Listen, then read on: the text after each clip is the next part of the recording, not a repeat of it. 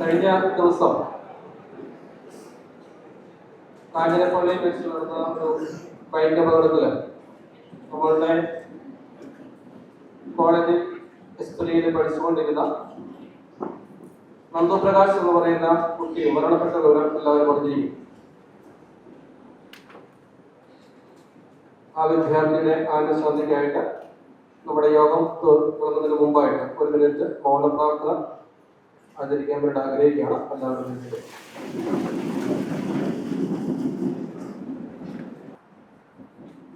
എല്ലാവർക്കും തോമസ് കോളേജിലെ ചെയർമാൻ ബഹുമാനപ്പെട്ട തോമസ് ഇന്ന് റോഡ് സേഫ്റ്റിയെ സംബന്ധിച്ച് നമുക്ക് ക്ലാസുകൾ എടുക്കാൻ വേണ്ടി ഇവിടെ എത്തിയിരിക്കുന്ന motor vehicle inspector P Akash Kumar sir, assistant motor vehicle inspector George Varghese sir, സ്നേഹമുള്ള അധ്യാപകരെ പ്രിയപ്പെട്ട കുട്ടികളെ, നമ്മൾ ആരംഭത്തിൽ പറഞ്ഞ ഒരു കാര്യം തന്നെയാണ് ഇന്ന് ഈ ക്ലാസ് എടുക്കാൻ വേണ്ടിയിട്ട് പ്രേരിപ്പിക്കുന്ന ഘടകം. നമ്മൾ അക്കാദമിക്കലി വളർന്നെങ്കിലും പലപ്പോഴും സോഷ്യലി വളർച്ച വളരെ കുറവാണ് ഇവിടെയുള്ള വിദ്യാർത്ഥികളെ സംബന്ധിച്ച് മാത്രമല്ല പൊതുവെ. അതുകൊണ്ട് തന്നെ സോഷ്യലി നമ്മൾ എങ്ങനെയാണ് പെരുമാറേണ്ടതെന്ന് പഠിക്കേണ്ടതുണ്ട്. അതിനകത്തൊരു കാറ്റഗറി മാത്രമാണ് റോഡ് സേഫ്റ്റി എന്ന് പറയുന്നത്. അതിന് വേണ്ടിയിട്ട് നമ്മൾ ക്ലാസ് എടുക്കാൻ വേണ്ടിയിട്ടാണ് ബഹുമാനപ്പെട്ട സാറുമാരുടെ എത്തിയിരിക്കുന്നത്.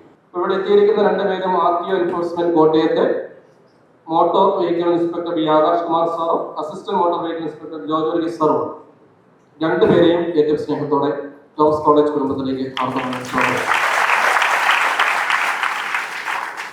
എല്ലാ അധ്യാപകരെയും പ്രിയപ്പെട്ട വിദ്യാർത്ഥികളെയും ഈ മീറ്റിംഗിലേക്ക് സ്വാഗതം ചെയ്തുകൊണ്ട് നിർത്തുന്നു. നന്ദി, നമസ്കാരം.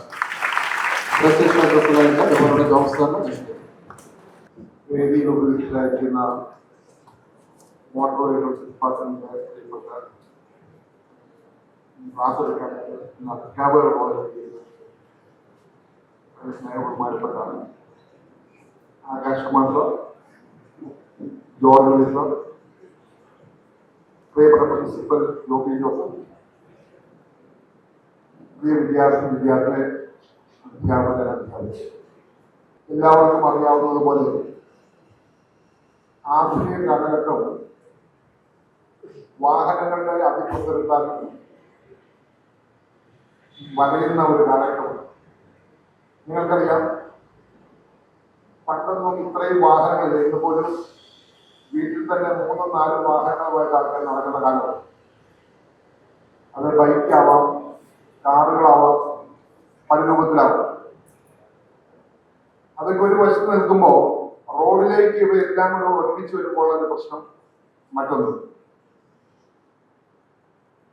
സാങ്കേതിക വിദ്യാഭ്യാസം തേടുന്നവർ എന്ന നിലയിൽ ഇത്തരം വാഹനങ്ങളോടൊക്കെ കൂടുതൽ താല്പര്യമുള്ളവരാണ് നിങ്ങളൊക്കെ. പ്രത്യേകിച്ചും ഓട്ടോമൊബൈൽ ഡിപ്പാർട്ട്മെന്റിലുള്ള കുട്ടികളും കൂടി ഉള്ളപ്പോഴും സ്വാഭാവികമായിട്ടും ആ താല്പര്യം വളരെ വ്യക്തമാണ്, പ്രകടമാണ്. പക്ഷേ മനുഷ്യന് മറക്കരുതാത്തൊരു കാര്യമുണ്ട്. നമുക്കറിയാം, പല രാജ്യങ്ങളിൽ ലെഫ്റ്റ് ഹാൻഡ് ഡ്രൈവ് ഉള്ള രാജ്യങ്ങളുണ്ട്, റൈറ്റ് ഹാൻഡ് ഡ്രൈവ് ഉള്ള രാജ്യങ്ങളുണ്ട്. ലെഫ്റ്റ് ഹാൻഡ് ഡ്രൈവ് ഉള്ള രാജ്യങ്ങളിൽ ഗൾഫിലൊക്കെ പോയിട്ട് പഠിച്ചിട്ട് ഡ്രൈവിംഗ് നമ്മൾ നടത്തുകയാണെങ്കിൽ നമ്മുടെ നാട്ടിൽ വാഹനങ്ങൾ ഇടതുവശത്തോടെയും കാൽനട യാത്രക്കാർ വലതുവശത്തോടെയും നടക്കുന്നതിന് നേരെ ഓപ്പോസിറ്റാണ്. നമുക്ക് ഡ്രൈവിംഗ് അറിയാമെന്ന് വിചാരിച്ചു കഴിഞ്ഞാൽ നമ്മൾ നമ്മുടെ നാട്ടിലെ പോലെ വിദേശത്ത് പോയിട്ട് പല രാജ്യങ്ങളിൽ ഓടിച്ചു കഴിഞ്ഞാൽ നേരെ അപകടത്തിൽ പോയിപ്പെടും. അതിൽ നിന്ന് തന്നെ നിയമം പാലിക്കേണ്ട പ്രാധാന്യം വ്യക്തമാണ്. നമ്മുടെ നാട്ടിലാണെങ്കിലും വാഹനങ്ങളുടെ പെരുപ്പം ഒരു വശത്ത്, പിന്നെ റാഷ് ഡ്രൈവിംഗ് അഥവാ യാതൊരുവിധ റോഡ് മര്യാദകളും പാലിക്കാതെ വാഹനങ്ങൾ ഓടിക്കുന്നവർ മറ്റൊരു വശത്ത്. നമുക്ക് ഇന്നുള്ള ഒരു പ്രശ്നം, നമ്മുടെ ഇപ്പോഴത്തെ പ്രശ്നം എന്ന് പറയുന്നത്, ഈ അപകടത്തിൽപ്പെട്ട് അങ്ങേയറ്റത്തെ ബുദ്ധിമുട്ടുണ്ടാവുന്ന ആൾക്കാർ ഒഴിച്ച് മറ്റുള്ളവരുടെ കാര്യങ്ങളൊന്നും ശ്രദ്ധയിൽപ്പെടുന്നില്ല എന്നുള്ളതാണ്.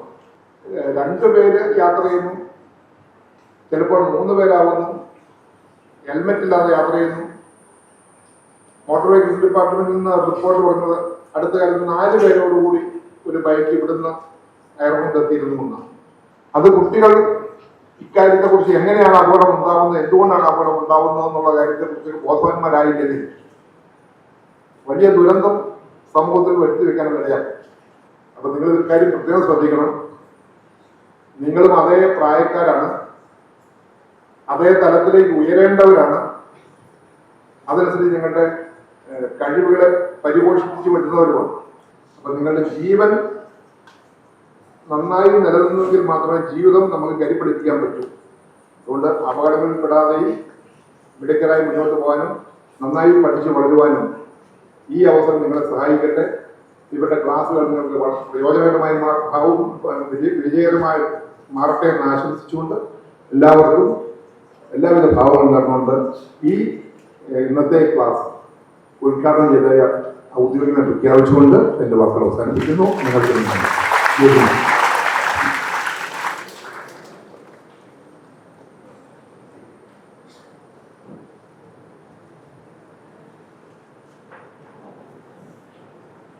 ഇവർ രണ്ടുപേരും കുറച്ച് റോഡ് സുരക്ഷയെ പറ്റി പറഞ്ഞു അല്ലേ, കേട്ടു.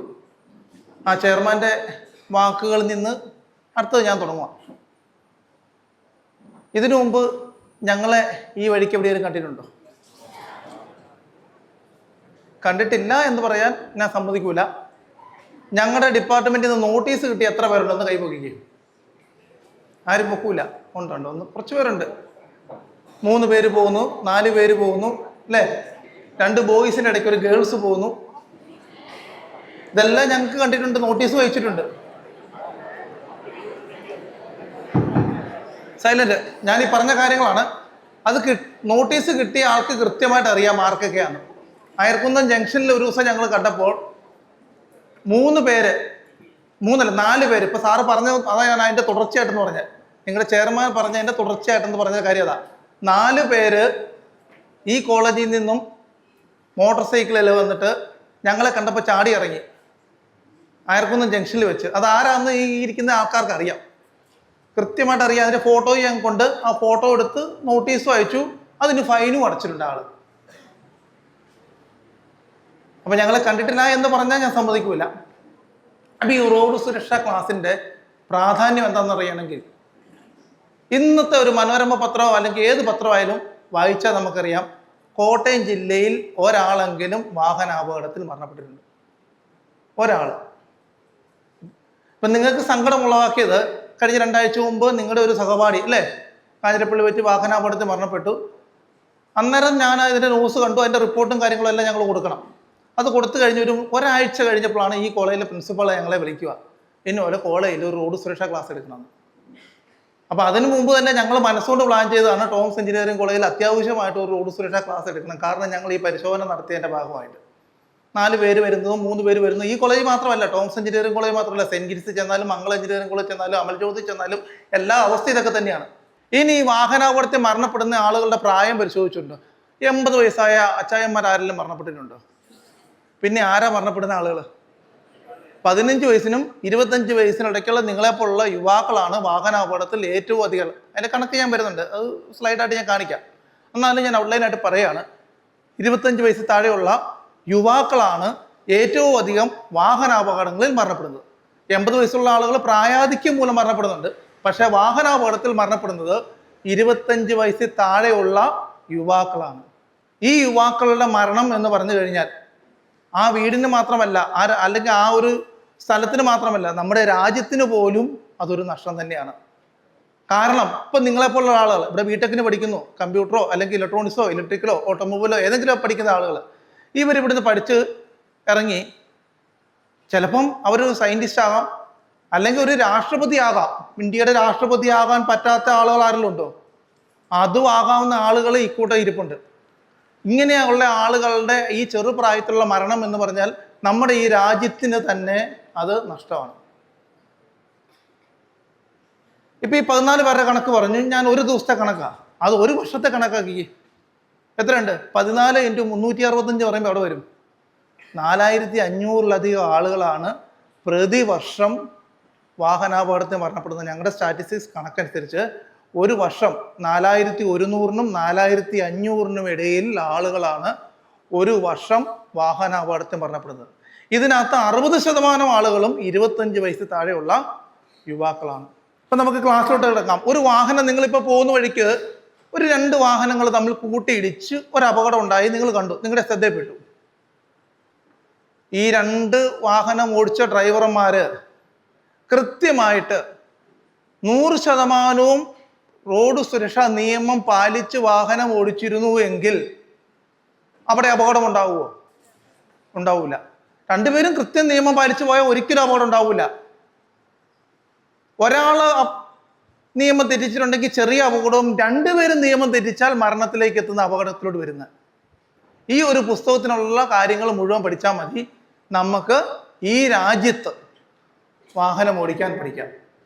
അപ്പോൾ ഈ ഇതെന്താന്നുള്ള കാര്യത്തിലൂടെ നമുക്ക് പോകാം. അതാണ് മോട്ടോർ വെഹിക്കിൾ ഡ്രൈവിംഗ് എന്താണ് റെഗുലേഷൻസ് എന്ന് പറയാം. എന്താണ് റെഗുലേഷൻസ് പറയുന്നത്?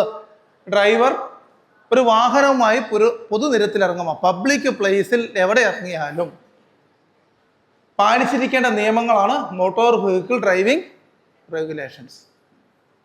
ഇത് മോട്ടോർ വാഹന നിയമം അനുസരിച്ചുള്ളതിനായ, അതായത് മോട്ടോർ വെഹിക്കിൾ ആക്ടിനകത്തുള്ള ഒരു പോർഷനാണ് ഈ മോട്ടോർ വെഹിക്കിൾ ഡ്രൈവിംഗ് റെഗുലേഷൻസ് എന്ന് പറഞ്ഞാൽ ചെറിയ പുസ്തകം.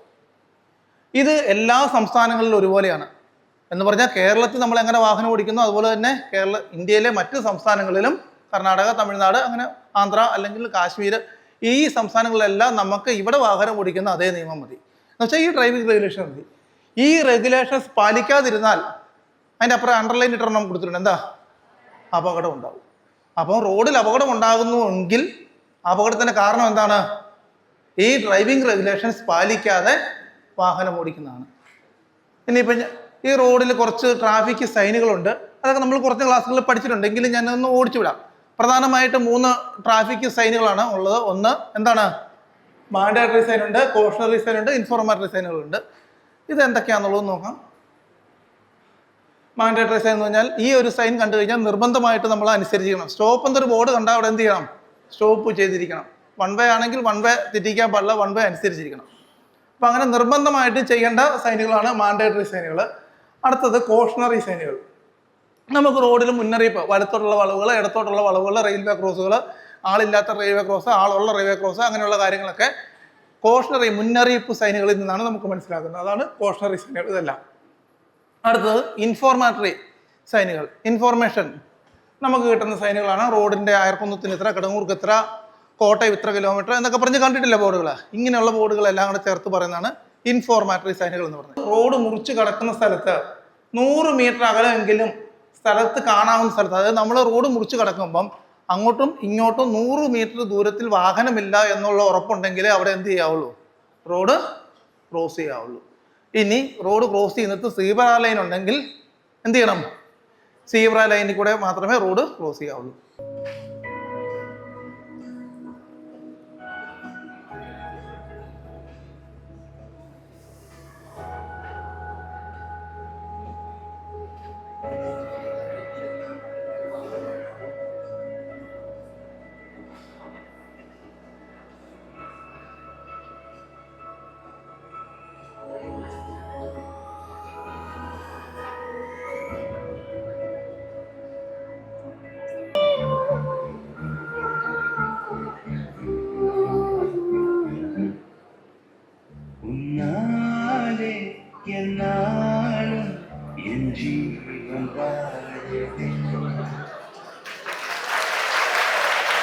ആദ്യം കാണിച്ച വീഡിയോ, രണ്ടാമത് വേറൊരാൾ റോഡ് ക്രോസ് ചെയ്യുന്നത് കാണിച്ചു.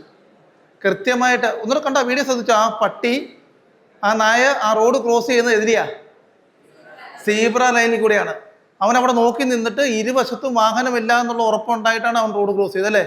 അതിന് മുമ്പ് കണ്ട വീഡിയോയോ എവിടെയെങ്കിലും നോക്കുന്നുണ്ടോ? ഒരു വയസ്സായ ഒരു ലേഡി ചാടുന്നു, അല്ലേ? അങ്ങനെ പലരും അപകടത്തിൽപ്പെടുന്നുണ്ട്.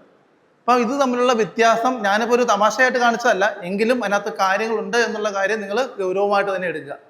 അപ്പോൾ ഇത്രയും ശ്രദ്ധിച്ച് വേണം റോഡ് ക്രോസ് ചെയ്യാൻ. 5 വർഷം മുമ്പ് നമുക്ക് കോട്ടയത്ത് നിന്നും എറണാകുളം വരെ പോകണമെങ്കിൽ 1.5 മണിക്കൂർ കൊണ്ട് നമുക്ക് എറണാകുളം എത്തുമായിരുന്നു എങ്കിൽ ഇന്ന് നമ്മൾ 1.5 മണിക്കൂർ കൊണ്ട് എത്തുമോ? റോഡിന് വീതി കൂടിയിട്ടൊന്നുമില്ല അല്ലേ? പക്ഷേ റോഡിലോടുന്ന വാഹനങ്ങളുടെ എണ്ണം കൂടിയിട്ടുണ്ടോ? അതുകൊണ്ട് ട്രാഫിക്കിന്റെ തിരക്ക് കൂടിയിട്ടുണ്ട്. അപ്പം വാഹനങ്ങളും അതുപോലെ ഉണ്ട് റോഡിൽ അല്ലേ? അപ്പോൾ അപകട സാധ്യത അവിടെയും വളരെ കൂടുതലാണ്. അതുകൊണ്ട് എത്രത്തോളം വാഹനങ്ങൾ കൂടുന്നോ അത്രത്തോളം സുരക്ഷിതമായിട്ട് നമ്മൾ വാഹനത്തിൽ യാത്ര ചെയ്യുക എന്നുള്ളതാണ്. ഇനി വാഹനവുമായിട്ട് റോഡിൽ ഇറങ്ങുമ്പം നമ്മൾ അറിഞ്ഞിരിക്കേണ്ട കാര്യങ്ങൾ. ആദ്യം റോഡിന്റെ ഇടതുവശം ചേർന്ന് നമ്മൾ വാഹനം ഓടിക്കാൻ പറയണം. നമ്മൾ പലർക്കും അറിയാം ഇടതുവശത്തൂടെ വാഹനം ഓടിക്കുക എന്നുള്ളതാണ് നമ്മൾ പഠിച്ചിരിക്കുന്നത്. പക്ഷേ ഇടതുവശത്തൂടെ വാഹനം ഓടിക്കുമല്ല, ഇടതുവശം ചേർന്ന് വാഹനം ഓടിക്കാനാണ് നമ്മൾ പഠിക്കേണ്ടത്. അങ്ങനെ ഇടതുവശത്തൂടെ ഓവർടേക്ക് ചെയ്യാൻ പാടില്ല. നമുക്ക് വലതുവശത്തൂടെ മാത്രമേ ഓവർടേക്ക് ചെയ്യാൻ അനുവാദമുള്ളൂ. അപ്പോൾ എതിരെ വാഹനം വരുമ്പോൾ ഈ ട്രാക്കിൽ അത് പൂർണ്ണമായിട്ടും കയറി ഓവർടേക്ക് ചെയ്യുക, ഇതിലെ വാഹനമായിട്ട് അപകടത്തിന് സാധ്യത ഉണ്ടാവും അല്ലേ? അതുകൊണ്ട് തന്നെയാണ് റോഡ് റെഗുലേഷൻസിനകത്ത് പറയുന്നത് വാഹനം റോഡിന്റെ ഇടതുവശം ചേർന്ന, അതായത് ആ 30 കിലോമീറ്റർ സ്പീഡിൽ പോകുന്ന ആൾ ഈ റോഡിന്റെ ഈ ഇടതുവശം ചേർന്നാണ് വാഹനം ഓടിക്കുന്നതെങ്കിൽ പുറകെ വരുന്ന വാഹനങ്ങൾക്കും എതിരെ വരുന്ന വാഹനങ്ങൾക്കും വളരെ സുരക്ഷിതമായിട്ട് ഓവർടേക്ക് ചെയ്ത് കയറിപ്പോകാൻ സാധിക്കും അല്ലേ? അപ്പം റോഡിന്റെ ഇപ്പോൾ ഒരു ട്രാഫിക് ഒരു ബ്ലോക്ക് ഉണ്ടായെന്ന് ഓർത്തുകൊള്ളുക. ഏതെങ്കിലും മുന്നിൽ ഒരാൾ ഇതുപോലെ റോഡിന് നടുക്കൂടെ വളരെ കുറഞ്ഞ വേഗതയിൽ പോകുന്നുണ്ട്. അതുകൊണ്ടാണ് റോഡിൽ ബ്ലോക്ക് ഉണ്ടാകുന്നത്. ഇടതുവശം ചേർന്നാണ് വാഹനം ഓടിക്കുന്നെങ്കിൽ റോഡിൽ ഒരിക്കലും ബ്ലോക്ക് ഉണ്ടാവില്ല. ഇവിടെ ഒരു വാഹനം വരുവാണ്, ഇതിലേക്ക് വന്നിട്ട് ഇങ്ങോട്ട് തിരിഞ്ഞു പോവുകയാണ്. ഈ 1 പോയിന്റ്, അതായത് ഈ തിരിയുന്ന പോയിന്റിൽ നിന്നും 200 മീറ്റർ അകലെ മാറി എത്തുന്നതിന് മുമ്പ് വേണം ഇടതുവശത്തേക്കുള്ള ഇൻഡിക്കേറ്റർ ഇടാൻ. പല ആളുകൾ ഇൻഡിക്കേറ്ററെ ഇടത്തില്ല, ഇൻഡിക്കേറ്റർ ഇടാതെ തിരിഞ്ഞു പോകുന്ന ആളുകളുണ്ട്. അത് പാടില്ല. റോഡിന്റെ ഇടതുവശം ചേർന്ന് വരിക, തിരിയേണ്ട റോഡിന്റെ ജംഗ്ഷന് 200 മീറ്റർ മുമ്പ് നമ്മൾ ഇൻഡിക്കേറ്റർ ഇടത്തോട്ടിടുക, അത് കഴിഞ്ഞ് കയറി പോകേണ്ട റോഡിന്റെ ഇടതുവശം ചേർന്ന് പോവുക.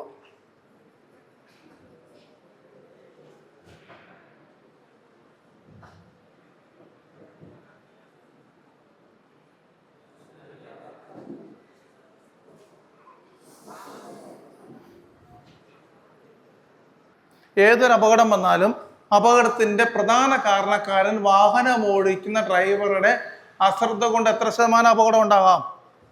എത്ര ശതമാനമാണ്? 60% അപകടം ഉണ്ടാകുന്നത് വാഹനം ഓടിക്കുന്ന ഡ്രൈവറുടെ അശ്രദ്ധ കൊണ്ടാണ്. ഏതിനാ അപകട സാധ്യത? അശ്രദ്ധമായിട്ട് ഓടിച്ചാൽ അപകട സാധ്യതയുണ്ട്. അത് മനസ്സിലാക്കി ആ ഡ്രൈവർക്ക് വേണ്ട സൂക്ഷിച്ച് വാഹനം ഓടിക്കാൻ മേലെ. അപ്പൊ എത്ര മോശം റോഡാണെങ്കിലും, തീരെ കൊള്ളുകയല്ലാത്ത റോഡാണെങ്കിലും ആ ഡ്രൈവർ വളരെ സൂക്ഷിച്ച് വാഹനം ഓടിച്ചാൽ അവിടെ ഉണ്ടാകാവുന്ന ഈ 20% അപകടങ്ങളും ഇല്ലാതെയാക്കാം. ശരിയല്ലേ? അപ്പൊ ഒരു ഡ്രൈവർ ശ്രമിച്ചാൽ ഈ 60ഉം ഈ 20ഓട് കൂട്ടി 80% അപകട സാധ്യത ഒരു ഡ്രൈവറുടെ കഴിവാണ് ഇല്ലാതെയാക്കുക എന്നുള്ളത്. ക്ലിയർ ആയില്ലേ? അപ്പം 80% ഡ്രൈവർ ശ്രദ്ധിച്ചാൽ അപകടം ഒഴിവാക്കാം.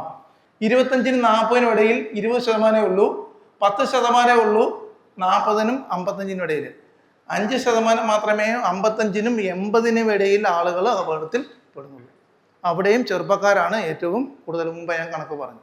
അപ്പോൾ ഒന്നാമത്തെ കാരണം അമിത വേഗതയും അശ്രദ്ധമായ ഡ്രൈവിങ്ങും, രണ്ടാമത് അപകടകരമായി ഡേഞ്ചറസ് ആയിട്ട് ഓവർടേക്ക് ചെയ്യുന്നത്, മൂന്നാമത് മദ്യപിച്ച് വാഹനം ഓടിക്കുന്നത്, 4 വാഹനം ഓടിക്കുമ്പോൾ എന്തിൻ്റെ ഉപയോഗം? മൊബൈൽ ഫോണ് ഉപയോഗിക്കുന്നത്, 5ാമത്തെ എന്താണ്? സീറ്റ് ബെൽറ്റ് ധരിക്കാതെ വാഹനം ഓടിക്കുന്നത്. ഇരുചക്ര വാഹനം ഓടിക്കുമ്പോൾ എന്ത് വേണം? ഹെൽമെറ്റ് വേണം. അത് ഒരാൾക്ക് മാത്രം മതിയോ? പോരാ, 2 പേർക്കും ഹെൽമെറ്റ് വേണം. അമിതമായ ഭാരം കയറ്റുന്നത്. അപ്പൊ ഇതിൽ ഏറ്റവും പ്രധാനപ്പെട്ട ഒന്നാമത്തെ എന്താ? ഓവർ സ്പീഡാണ്. ഒരു കുട്ടികൾ പോലും, ഇനി ഈ കലാലയത്തിലെ ഒരു കുട്ടികൾ പോലും ഒരു വാഹനാപകടത്തിനും പെടാൻ പാടില്ല. അതിനുവേണ്ടി തന്നെയാണ് ഞാൻ ഇത്രയും അധികം വീഡിയോകൾ നിങ്ങളിവിടെ കാണിച്ചു തന്നത്.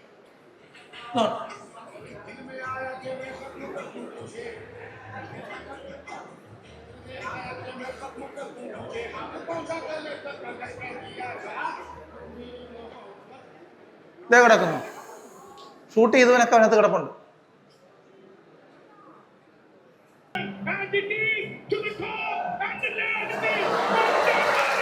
ലൈസൻസ് തരുന്നത് ഞങ്ങളാണെങ്കിൽ ആ ലൈസൻസ് സസ്പെൻഡ് ചെയ്യാനുള്ള അധികാരവും ഞങ്ങൾക്കുണ്ട്. അതുകൊണ്ട് ഒരു പ്രാവശ്യം ഒരു കേസിൽ പെട്ടിട്ടുണ്ടെങ്കിൽ 2ാമത് വീണ്ടും പെട്ടാൽ ലൈസൻസ് സസ്പെൻഡ് ചെയ്യാനാണ് പറഞ്ഞിരിക്കുന്നത്. അതിലോട്ട് നമ്മളാരും പോകാൻ ഇടവരാൻ പാടില്ല. ഇപ്പൊ ഡേഞ്ചറസ് ആയിട്ട് ഓവർടേക്ക് ചെയ്യാൻ പാടില്ലാത്ത സ്ഥലത്ത് ഓവർടേക്ക് ചെയ്യുമ്പോഴാണ് ഡേഞ്ചറസ് ആയിട്ടുള്ള ഓവർടേക്കിങ് വരിക അല്ലേ? അപ്പൊ അത് എവിടെയൊക്കെ ആയിരിക്കാം? ഓവർടേക്ക് ചെയ്യാൻ പാടില്ലാത്ത സ്ഥലങ്ങൾ എവിടെയൊക്കെ ആയിരിക്കാം? വളവ് ശരിയാണ്. ഇടുങ്ങിയ പാലമുണ്ട്, അത് ശരിയാണ്. സ്കൂളിൻ്റെ അടുത്ത് ഓവർടേക്ക് ചെയ്യാൻ പാടില്ല എന്ന് പറഞ്ഞില്ല, വേഗത കുറയ്ക്കാനേ പറയുന്നുള്ളൂ. വേറെ റെയിൽവേയുടെ എവിടെയൊന്നും പറയുന്നില്ല. നിങ്ങൾ പറഞ്ഞ രണ്ട് കാര്യങ്ങൾ ശരിയാണ്. വളവിൽ ഓവർടേക്ക് ചെയ്യാൻ പാടില്ല, അത് ശരി ഉത്തരവാണ്. പാലത്തെ പറ്റത്തില്ല. പിന്നെ എഴുന്നേറ്റ് ഒരാളത്തോളം എല്ലാവരും പറയാതെ നമുക്ക് നോക്കാം ശരിയാണോ അല്ലയോ നോക്കാം. ഇനി നമുക്ക് നോക്കാം എവിടെയൊക്കെയാണെന്നുള്ളത്. എവിടെയാണ് വളവ്, കുന്ന്, പാലം, റോഡിന്റെ മധ്യഭാഗത്തൂടെ തുടർച്ചയായ വെള്ള അല്ലെങ്കിൽ മഞ്ഞവര. ഇവിടെ കണ്ടോ കണ്ടിന്യൂസ് വര കണ്ടോ? കണ്ടിന്യൂസ് വര വരച്ച സ്ഥലങ്ങളിൽ ഓവർടേക്ക് ചെയ്യാൻ പാടില്ല. ചില സ്ഥലങ്ങളിൽ മഞ്ഞ വരയായിരിക്കും, ചില സ്ഥലങ്ങളിൽ വെള്ള വരയായിരിക്കാം. പിന്നെ മുന്നിലുള്ള റോഡ് ശരിയായ വിധം കാണാൻ പറ്റാതെ വരുമ്പോൾ ഇത്രയും സ്ഥലങ്ങളിൽ എന്ത് പാടില്ല? ഓവർടേക്ക് ചെയ്യാൻ പാടില്ല. അപ്പോൾ ഒരു കാരണവശാലും ഇടതുവശത്തൂടെ ഓവർടേക്ക് ചെയ്യാൻ പാടില്ല. പക്ഷേ ഒരു സാഹചര്യം ഉണ്ട്, ഇടതുവശത്തൂടെ ഓവർടേക്ക് ചെയ്യാൻ പറ്റുന്ന ഒരു സാഹചര്യം എപ്പോഴാണെന്നറിയോ? മുന്നിൽ പോകുന്ന വാഹനം വലതുവശത്തേക്ക് ഇൻഡിക്കേറ്റ് ഇട്ട് വലത്തോട്ട് തിരിയുന്ന ഒരു സാഹചര്യം ഉണ്ട് എങ്കിൽ ആ സാഹചര്യത്തിൽ നമുക്ക് ആ ബസ്സിന്റെ അല്ലെങ്കിൽ മുന്നിൽ പോകുന്ന ഏത് വാഹനമാണോ ആ വാഹനത്തിന്റെ ഇടതുവശത്തൂടെ നമുക്ക് ഓവർടേക്ക് ചെയ്യാം. അല്ലാതെ ഒരു കാരണവശാലും ഓവർടേക്ക് ചെയ്യാൻ പാടില്ല. മദ്യപിച്ച് വാഹനം ഓടിക്കാൻ പാടില്ല. എന്താണ് മദ്യപിച്ച് വാഹനം ഓടിക്കാൻ പാടില്ല എന്ന് പറഞ്ഞത്? അവിടെ ഒരു ചുമന്ന കാറ് കണ്ടോ? ഇവിടെ ശ്രദ്ധിക്കുക, ഒരു ചുമന്ന കാർ അവിടെ കാണാം അല്ലേ? താനിങ്ങ വന്നോളൂ. കുഴപ്പമൊന്നുമില്ല. ഈ കാറ്, ആ ചുമന്ന കാർ ഓടിക്കുന്ന മോൻ്റെ പേരെന്ന് മിലനാണ്. ആ ചുമന്ന കാർ ഓടിക്കുന്ന ആള്, ഡ്രൈവർ. നിങ്ങൾ കൂട്ടുകാരൻ തന്നെ, ഞാൻ വേണ്ട. ഈ കൂട്ടുകാരൻ മിലൻ എന്ന് പറഞ്ഞ കൂട്ടുകാരൻ ആ ചുമന്ന കാർ ഓടിക്കുന്നു. കണ്ടോ ചുമന്ന കാർ കണ്ടോ? ഓടിക്കുന്ന കാറൊന്ന് കണ്ടേക്ക്. കണ്ടു. അതിൻ്റെ അറ്റത്ത് ഒരു പന്തുമായിട്ടൊരു പയ്യൻ നിൽക്കുന്നത് കണ്ടോ? ആ പയ്യന്റെ ഡ്രസ്സ് എന്താണ്? നീല. അപ്പൊ നീല കളറുള്ള ഒരു പയ്യൻ അവിടെ ഒരു ബോളുമായിട്ട് നിൽക്കുന്നതും കണ്ടു മിലൻ. കണ്ടു.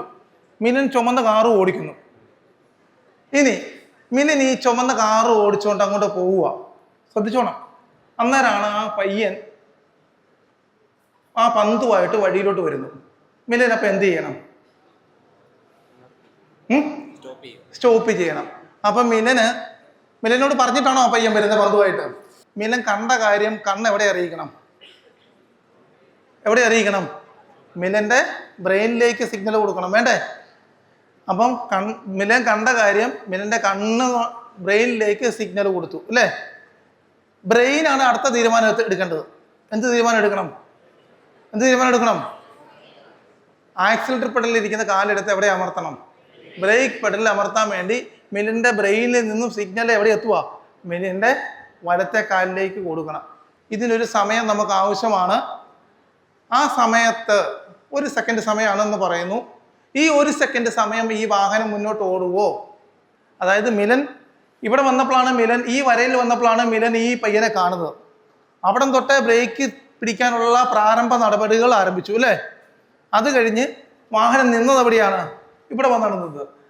ഇത് ഇത്രയും ദൂരം അയാൾ ചിന്തിക്കാൻ വേണ്ടി എടുത്തു. മിലൻ ചിന്തിക്കാൻ വേണ്ടി എടുത്ത സമയത്ത് വാഹനം ഓടിയ ദൂരം, അതിനുശേഷം മിലൻ ബ്രേക്ക് അപ്ലൈ ചെയ്ത് കഴിഞ്ഞ് ഓടിയ ദൂരം, അത് ബ്രേക്കിംഗ് ഡിസ്റ്റൻസ്. അപ്പോൾ ലാഗ് ഡിസ്റ്റൻസും ഈ ബ്രേക്കിംഗ് ഡിസ്റ്റൻസോട് കൂടിയതാണ് ഈ വാഹനത്തിന്റെ സ്റ്റോപ്പിംഗ് ഡിസ്റ്റൻസ് എന്ന് പറയാം.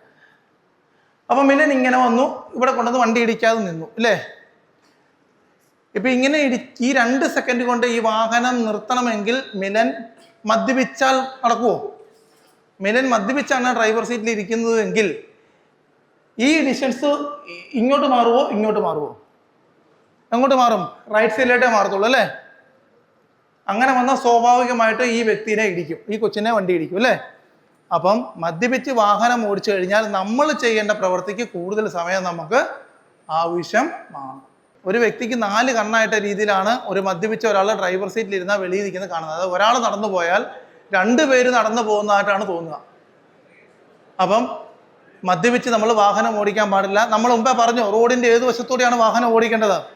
ഇടതുവശം ചേർന്ന് വാഹനം ഓടിക്കണമെന്ന് പറഞ്ഞു. മദ്യപിച്ച ഒരാള് ഇടതുവശം ചേർന്നായിരിക്കും ആദ്യം വാഹനം ഓടിക്കുക. അത് കഴിഞ്ഞ് റോഡിന് നടുക്ക് വരും, പിന്നെ റോഡിന്റെ വലതുവശത്തെത്തും.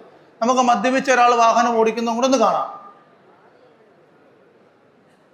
കായംകുളം തിരുവല്ല സംസ്ഥാന പാതയിൽ മദ്യലഹരിയിൽ സ്കൂട്ടർ യാത്രക്കാരന്റെ സാഹസിക ഡ്രൈവ്. ഉള്ളിൽ കിടന്ന മദ്യം വണ്ടിയുടെ നിയന്ത്രണം ഏറ്റെടുത്തപ്പോൾ ഡ്രൈവിംഗ് അവസാനിച്ചത് അപകടത്തിൽ. കായംകുളം തിരുവല്ല സംസ്ഥാന പാതയിൽ മാന്നാർ ഭാഗത്ത് ഉച്ചയോടെയാണ് മദ്യലഹരിയിൽ വണ്ടിയോടിച്ചയാൾ അപകടം വരുത്തിവെച്ചത്. മുൻപിലെ വാഹനത്തിന്റെ പോക്ക് അത്ര ശരിയെന്ന് തോന്നി പുറകെ കാറിൽ സഞ്ചരിച്ച മാന്നാർ സ്വദേശി ദിലീപും കൂട്ടുകാരുമാണ് ഈ ദൃശ്യങ്ങൾ പകർത്തിയത്. അതുകൊണ്ട് റോഡിന്റെ ഇടതുവശത്തൂടെ പോകുന്ന ആള് ഇപ്പൊ നേരെ വലതുവശത്തെത്തും, അവിടുന്ന് വീണ്ടും ഇടതുവശത്തേക്ക് വരുമോ ഉണ്ടോ, കഷ്ടിച്ച് രക്ഷപ്പെട്ടു. മുന്നിലൊരു വാഹനം പോകുന്നു, തൊട്ടു പുറകെ നമ്മളും പോകുന്നു. അപ്പൊ ഈ രണ്ട് വാഹനങ്ങൾ തമ്മിലുള്ള അകലം എന്തര വേണം? അപ്പൊ മിനിമം നമുക്ക് 2 സെക്കൻഡിൽ ബ്രേക്ക് ചെയ്യാതെ നിർത്താൻ പറ്റുന്ന ദൂരം നമുക്ക് വേണമെന്ന് പറഞ്ഞു.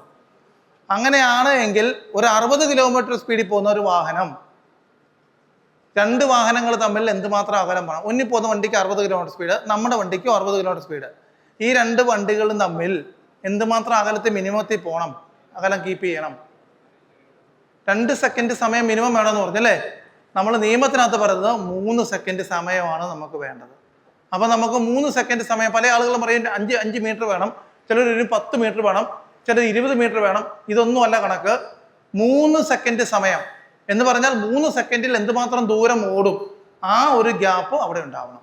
അപ്പം നമുക്ക് 60 കിലോമീറ്റർ സ്പീഡിൽ പോകുമ്പം എന്തുമാത്രം ഗ്യാപ്പ് വരും എന്നുള്ള കാര്യം നമ്മൾ അവിടെ കണക്ക് കൂട്ടണം.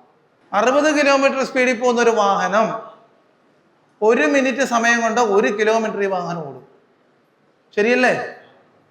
ഇത് 1 സെക്കൻഡ് കൊണ്ട് എത്ര ദൂരം ഓടും? 16.7 മീറ്റർ ദൂരം ഈ വാഹനം ഓടും ഒറ്റ സെക്കൻഡ് കൊണ്ട്. എന്നുവെച്ചാൽ 17 മീറ്റർ ഈ വാഹനം ഓടിയിരിക്കും.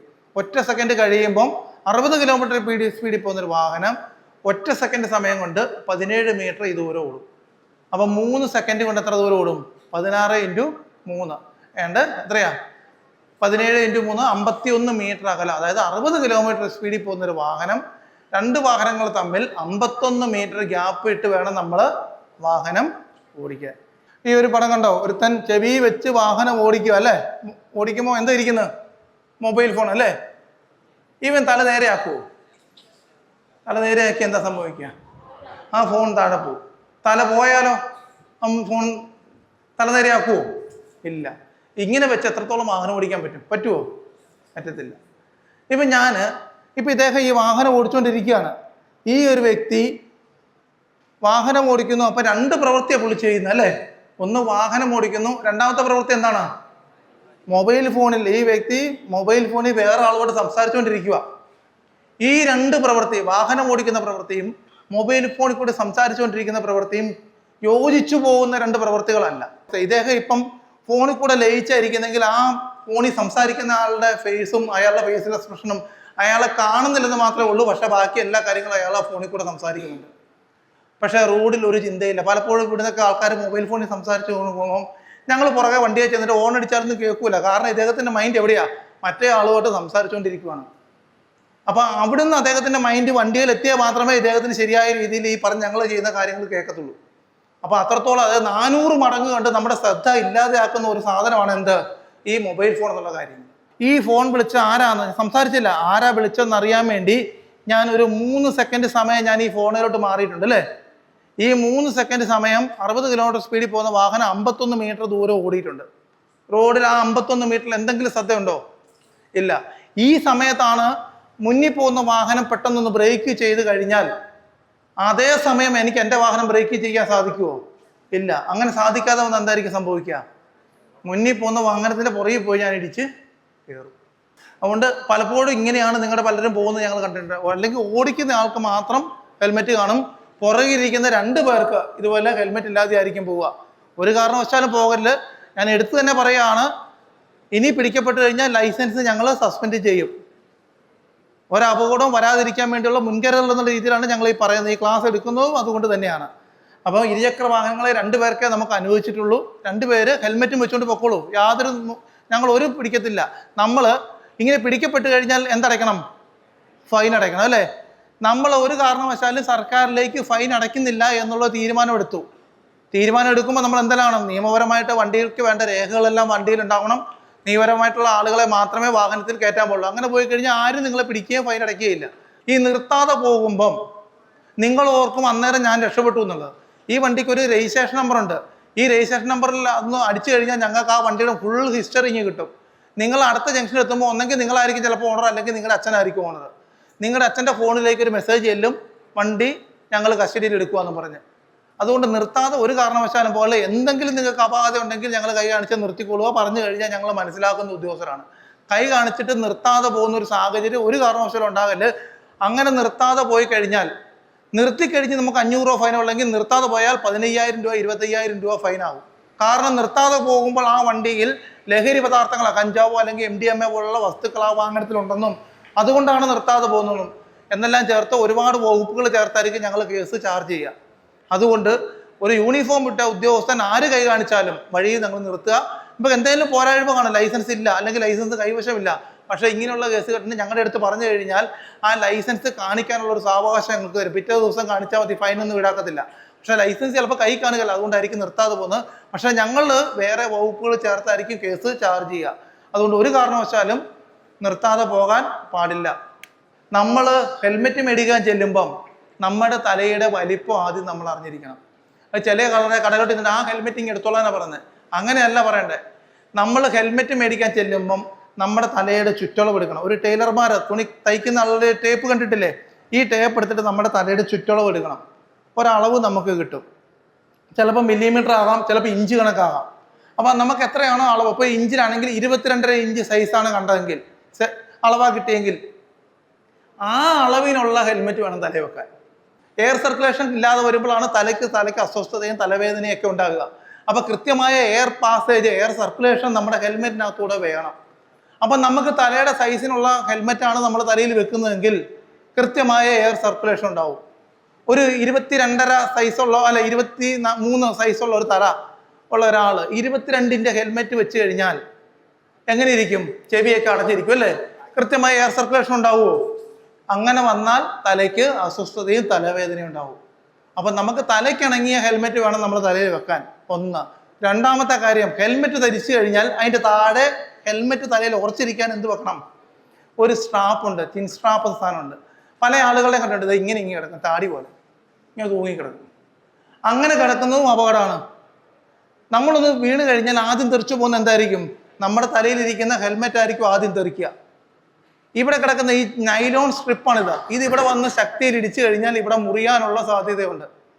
അതുകൊണ്ട് നമ്മൾ ഈ ചിൻ സ്ട്രാപ്പ് ഇടുമ്പോൾ, ഇങ്ങനെ ഇടുമ്പോൾ ഒരു 3 വിരൽ ഇങ്ങനെ ചേർത്ത് പിടിച്ചാൽ എന്തുമാത്രം ഗ്യാപ്പ് ഉണ്ടാവുമോ ആ ഗ്യാപ്പ് മാത്രമേ ഹെൽമെറ്റിനിടയിൽ ഉണ്ടാകാൻ പാടുള്ളൂ. അല്ലാതെ ഓവർ ലൂസ് ആകാനും ഓവർ ടൈറ്റ് ആകാനും പാടില്ല. ഒരു ആക്റ്റീവയും സ്കൂട്ടറുമായിട്ട് വരുന്നുണ്ടോ? ആ കാറിന് ഇടിച്ചിട്ട് നേരെ തലയിടിച്ച് വീഴുക. ഇനി ഇരുചക്ര വാഹനം ഓടിക്കുമ്പോൾ അല്ലെങ്കിൽ പുറകിലിരിക്കുമ്പോൾ ഹെൽമെറ്റ് ധരിച്ചേ കയറത്തുള്ളൂ എന്നുള്ള എത്ര പേരുണ്ട്? കൈബുക്കിക്ക് സാധിക്കും. ഞാൻ ഈ ഒരു ക്ലാസ് എടുക്കുന്നതുകൊണ്ട് ഈ ക്ലാസ്സിലിരിക്കുന്ന ഒരാളുടെ ജീവനെങ്കിലും എനിക്ക് രക്ഷിക്കാൻ പറ്റിയെങ്കിൽ അത് ഈ സമൂഹത്തിന് ചെയ്യുന്ന ഏറ്റവും വലിയ പുണ്യമായിട്ട് കരുതുന്ന ഒരാളാണ് ഞാൻ. അതുകൊണ്ട് തന്നെയാണ് നിങ്ങളെ ഓരോരുത്തരെയും ഓരോ പോർഷൻ എടുക്കുമ്പോഴും കൃത്യമായിട്ട് ഞാൻ ആ ഓരോ വിശദീകരിച്ച് തരുന്നത്. ആ ഹെൽമെറ്റ് എന്ന് പറഞ്ഞാൽ അത്രത്തോളം പ്രാധാന്യമുണ്ട്. ഇപ്പം നിങ്ങളുടെ ഒരു പക്ഷേ നിങ്ങളുടെ കൂട്ടുകാരൻ ഹെൽമെറ്റ് വെച്ചിട്ടുണ്ടോ ഇല്ലയോ എന്നുള്ളത് എനിക്കറിയത്തില്ല. എന്തായാലും അപകടത്തിൽപ്പെട്ടു. ഹെൽമെറ്റ് ഇനി ഒരാളും ഈ കോളേജിൽ പഠിക്കുന്ന ഒരു വിദ്യാർത്ഥിനികളും ഒരു അപകടത്തിലും പെടാൻ പാടില്ല. ഒന്നാമത്തെ ആഘാതം, കാർ നേരെ വരുന്നു, ഈ മരത്തെ വന്ന് ഇടിക്കുന്നു. ഇടിക്കുമ്പോൾ ഒരു ആഘാതം ഉണ്ടാവുമല്ലോ. ഇടിയുടെ ഫലമായി ഫ്രണ്ടിലിരിക്കുന്ന 2 പേര് എന്ത് ചെയ്യും? സീറ്റ് ബെൽറ്റ് ഇല്ലെങ്കിൽ അവരുടെ തല പോയി എവിടെ ഇടിക്കും? ഗ്ലാസ്സിൽ ഇടിക്കുമല്ലോ. അത് രണ്ടാമത്തെ ആഘാതം. ഇടി നല്ല ശക്തമായ ഇടിയാണെങ്കിൽ എന്ത് ചെയ്യും? തല പൊട്ടുമല്ലേ? പൊട്ടിക്കഴിഞ്ഞാൽ എവിടെയാണ് പരിക്ക് പറ്റുന്നത്? തലയ്ക്കകത്ത് അല്ലേ? ചിലപ്പോൾ തലയോട്ടി പൊട്ടാൻ സാധ്യതയുണ്ട്, അല്ലെങ്കിൽ ചിലപ്പോൾ ബ്രെയിന് കേട് പറ്റും. അത് നമ്മുടെ ശരീരത്തിനുള്ളിലുണ്ടാകുന്ന 3ാമത്തെ ആഘാതം. ക്ലിയർ ആയില്ലേ? ആദ്യത്തെ ആഘാതം വണ്ടി ഇടിക്കുമ്പോഴുള്ള ആഘാതം. രണ്ടാമത്തെ ആഘാതം എന്താണ്? വാഹനം ഇടിക്കുമ്പം തല പോയി ഗ്ലാസ്സിൽ ഇടിക്കുന്നു. ഇടി ശക്തി കൂടി ഇടിയാണെങ്കിൽ തല പൊട്ടി തലയ്ക്കുള്ളിലുള്ള ആഘാതം. 3 ആഘാതം. ഇടിയുടെ ഫലമായിട്ട് സീറ്റൊന്ന് തെറിക്കുമോ? തെറിക്കുമ്പോൾ തല പോയി ഇടിക്കുമോ? ഇല്ല. അപ്പം രണ്ടാമത്തെ ആഘാതം ഉണ്ടാവുമോ? ഇല്ല. രണ്ടാമത്തെ ആഘാതം ഉണ്ടാക്കാത്തപ്പം 3ാമത്തെ ആഘാതം വരുമോ? വരത്തില്ല. അപ്പോൾ സീറ്റ് ബെൽറ്റ് ഇട്ടാൽ ആദ്യത്തെ ഒരു ആഘാതം കൊണ്ട് നമ്മൾ നിൽക്കും അല്ലേ? അത് ഒഴിവാക്കാൻ വേറെ സാധനം വണ്ടിയിലുണ്ട്. എന്താണ്? Air bag. ഈ എയർ ബാഗ് ഓപ്പൺ ആകണമെങ്കിൽ എന്ത് വേണം? സീറ്റ് ബെൽറ്റ് വേണം. ഇപ്പം എയർ ബാഗ് ഫ്രണ്ടിൽ മാത്രമല്ല, സൈഡിലും ഉണ്ട്, പുറകിലിരിക്കുന്ന ആൾക്ക് സൈഡിലുണ്ട്. ഇതെല്ലാം ഓപ്പൺ ആകണമെങ്കിൽ എന്ത് വേണം? സീറ്റ് ബെൽറ്റ് ഇടണം. ഒരു പുതിയ വണ്ടി മേടിക്കുമ്പോൾ ആ വണ്ടിക്ക് ആവശ്യമായ എല്ലാ സാധനവും ആ വണ്ടിയിലുണ്ട് അല്ലേ?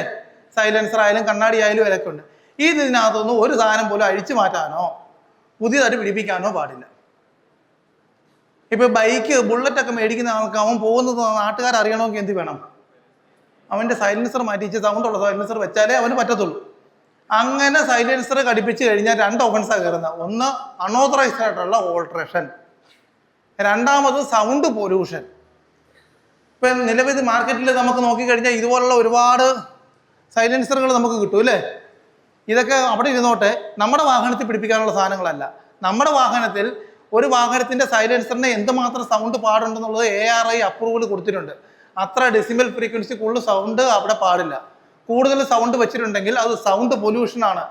80 ഡെസിമൽ ഇതിൽ കൂടുതൽ സൗണ്ട് വരാൻ പാടില്ല. അതുപോലെ തന്നെ ഓണിന് ഒരു സൗണ്ട് പറഞ്ഞിട്ടുണ്ട്. അത് കൂടുതൽ സൗണ്ട് നമ്മുടെ അടുത്ത് നിന്നിട്ട് ഒരാൾ നല്ല സൗണ്ടിൽ ഓൺ അടിച്ച് കഴിഞ്ഞാൽ കുറേ നേരത്തേക്ക് നമുക്ക് ചെവിക്ക് നല്ല മൂളലായിരിക്കും. അപ്പോൾ എന്ന് പറഞ്ഞ പോലെ തന്നെ സൗണ്ടോ അല്ലെങ്കിൽ ഇതുപോലുള്ള സാധനങ്ങൾ വരുന്ന സൈലൻസറോ വാഹനത്തിൽ ഘടിപ്പിക്കാൻ പാടില്ല. റെഡ് നിർത്തണം, പച്ച പോകാം. മൂന്നാമതൊരു മഞ്ഞ കിടപ്പുണ്ട്. അതെന്താ?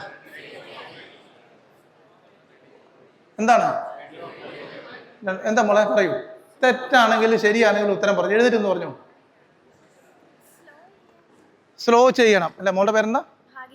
ഭാഗ്യശ്രീ പറഞ്ഞു സ്ലോ ചെയ്യണം എന്നാണ് മഞ്ഞ കൊണ്ട് ഉദ്ദേശിക്കുന്നത്. ഇരുന്നു. ഇനി വേറെ എന്തെങ്കിലും ഉത്തരം പറ. താൻ എന്തോ പറഞ്ഞല്ലോ, എഴുതിട്ടെന്ന് പറഞ്ഞോ. തെറ്റാണെങ്കിലും ശരിയാണെങ്കിലും നമുക്കറിയണം. എന്ത് ചെയ്യണം? മയത്തിൽ പോകണം എന്ന് വെച്ചാൽ പയ്യെ പോകണം, സ്ലോയിൽ പോകണം. മോൻ്റെ പേരെന്നാ? നിസീബ് പറഞ്ഞു പതുക്കെ പോകണം എന്ന് പറഞ്ഞു. ഇനി ആ മഞ്ഞയ്ക്ക് വേറെ എന്തെങ്കിലും ഉത്തരം ഉണ്ടോ? ആരെവിടെ എന്താ പറഞ്ഞു? പോകാൻ റെഡിയാകണം.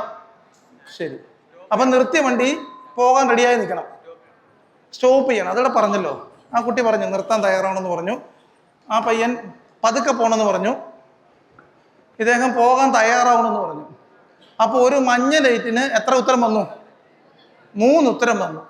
ഇനി വേറെ എങ്കിലും 4ാമത്തെ ഉത്തരം ഉണ്ടോ? വേറെ ആർക്കെങ്കിലും? നിങ്ങൾക്ക് ചുമലയ്ക്കും പച്ചയ്ക്കും നിങ്ങൾ കൃത്യമായിട്ട് ഒറ്റ ഉത്തരവേ പറഞ്ഞുള്ളൂ അല്ലേ? മഞ്ഞയ്ക്ക് എത്ര ഉത്തരം എത്തി? 3 ഉത്തരം എത്തി. ഇപ്പം ഇതിലേതാ ശരി ഉത്തരം? പറ. 3ാമത്തെ അതേതാ? പോകാൻ തയ്യാറാകണം. ശരി. ഇനി വേറെ ഏതെങ്കിലും ഉത്തരം? ഇപ്പം ഏതെങ്കിലും ഒരു ഉത്തരത്തിലൂടെ നമ്മൾ എത്തണം അല്ലേ? ഏതാ ശരി ഉത്തരം? ഏതാ? പോകാൻ തയ്യാറാകണോ? നിർത്താൻ തയ്യാറാകണോ? പതുക്കെ പോകണോ? പോകാൻ തയ്യാറാകണം അല്ലേ?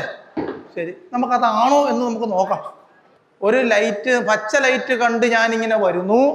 പെട്ടെന്ന് മഞ്ഞ ലൈറ്റ് കാണുമ്പോൾ എൻ്റെ കാല് ആക്സിലേറ്ററിൽ നിന്നെടുത്ത് എവിടെ അമർത്തണം?